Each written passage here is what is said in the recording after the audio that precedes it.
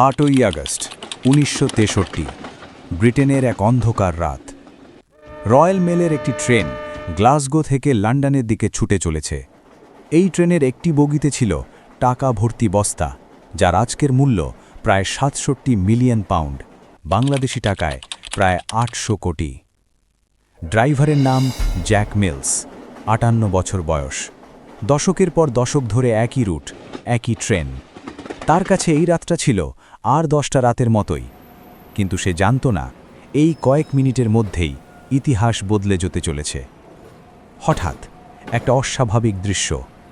Railway signal লাল। এই জায়গায় এই সময়ে রয়্যাল মেল ট্রেনের জন্য রেড সিগন্যালের কোনো মানেই নেই। তবুও নিয়ম মেনে জ্যাক মেলস ব্রেক কষেন। ট্রেন থেমে যায়। চারপাশে নেমে আসে ভয়ঙ্কর নীরবতা। কিন্তু এই নীরবতার ভেতরেই লুকিয়েছিল শতাব্দীর সবচেয়ে নিখুঁত ডাকাতির পরিকল্পনা।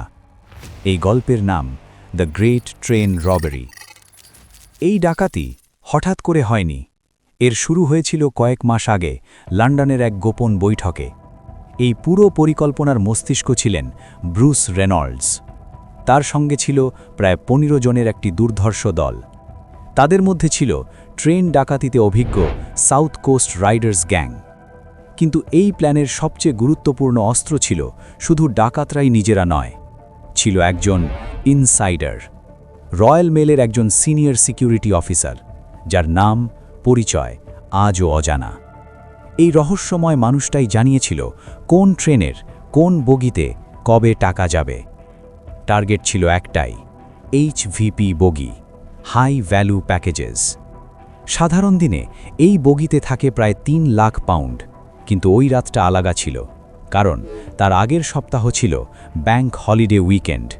মানে ওই রাতে ট্রেনে ছিল ১২ গুণ বেশি টাকা, প্রায় ৩০ মিলিয়ন পাউন্ড।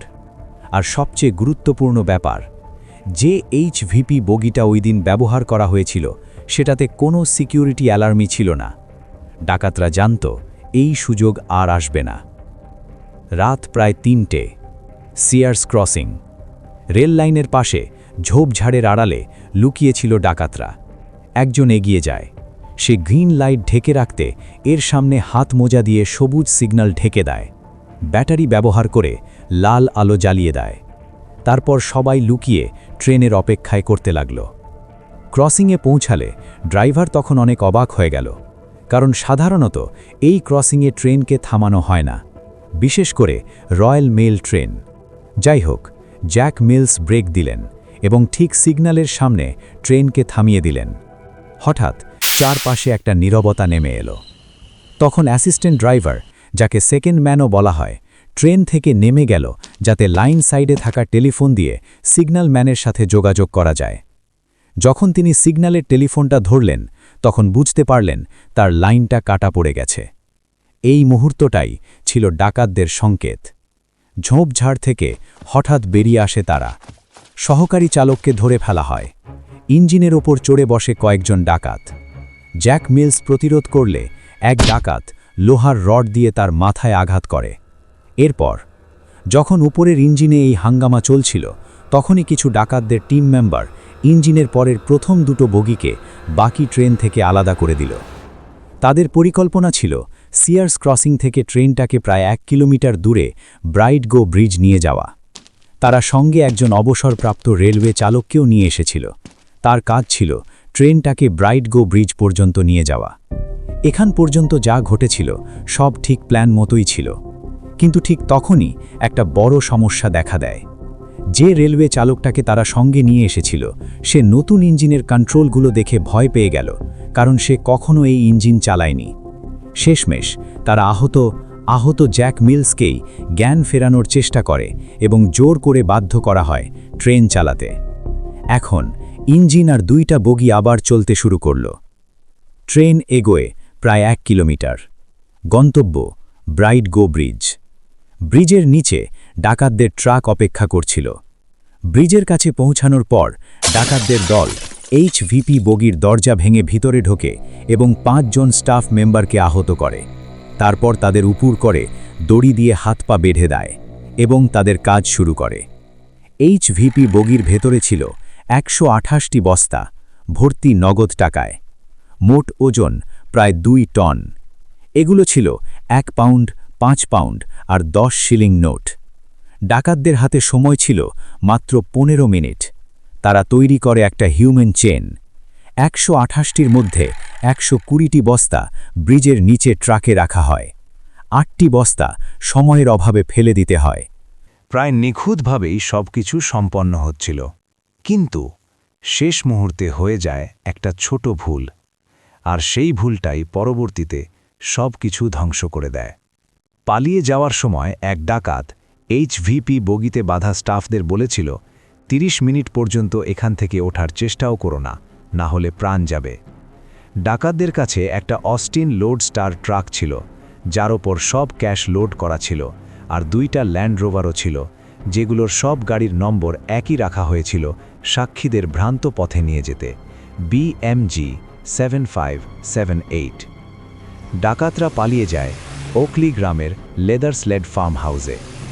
প্রায় 45 মিনিট গাড়ি চালানোর পর রাত 4:50 মিনিটে তারা তাদের হাইড আউটে পৌঁছায়, যা ঘটনার জায়গা থেকে প্রায় 43 কিলোমিটার দূরে। এই সময় তারা VHF রেডিওতে পুলিশদের কথাও শুনছিল, যা তাদের অনেক সাহায্য করছিল। যখন ওরা নিজেদের হাইড আউটে পৌঁছল, ঠিক তখনই পুলিশও এই ডাকাতির খবর পেয়ে গেল।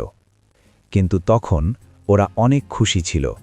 সেখানে তারা বিশ্রাম নেয়, হাসে, মজা করে, খায় আর করে একটা মারাত্মক ভুল। তারা লুট করা আসল টাকা দিয়ে মনোপলি গেম খেলতে বসে। কিন্তু তাদের এই খুশি বেশিক্ষণ স্থায়ী হয়নি। কিছুক্ষণ পর রেডিওর সাহায্যে জানতে পারল পুলিশ তাদের 50 কিলোমিটার ব্যাসার্ধের মধ্যে খুঁজছে।